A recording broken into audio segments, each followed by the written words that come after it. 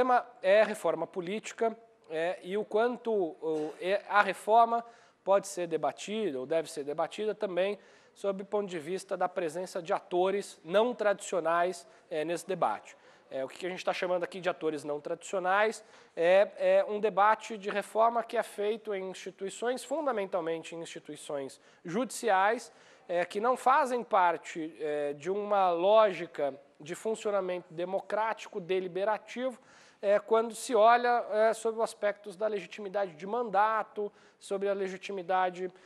dos accountabilities, ou seja, dos processos de controles e contrapesos, né, de freios e contrapesos, de controles institucionais, como se vê, por exemplo, na relação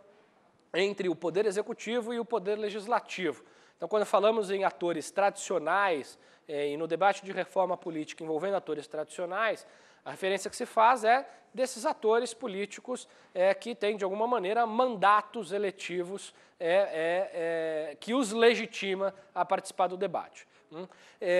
Os atores judiciais não são atores que detêm este mandato legítimo. A legitimidade desses atores se dá por outras razões, por outra natureza. Quer dizer, o foco do debate aqui não é avançar sobre a legitimidade do Poder Judiciário em existir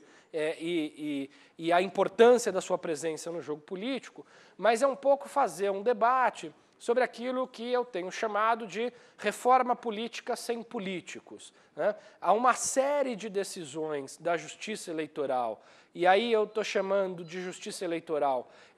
também uma participação do Supremo Tribunal Federal, porque parte da minha tese mostra que há uma relação institucional entre Supremo Tribunal Federal e Justiça Eleitoral, principalmente TSE, né, Tribunal Superior Eleitoral, que há uma relação de cooperação tão estreita que é possível dizer que nós temos uma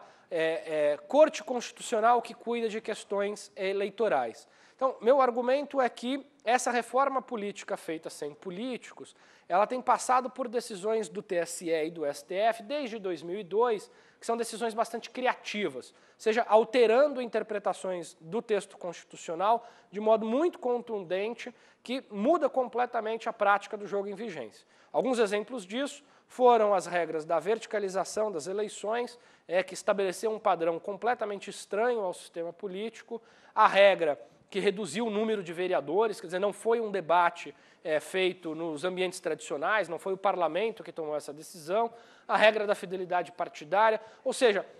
quando nós olhamos para boa parte das reformas políticas mais profundas produzidas nos últimos anos, essas reformas não foram feitas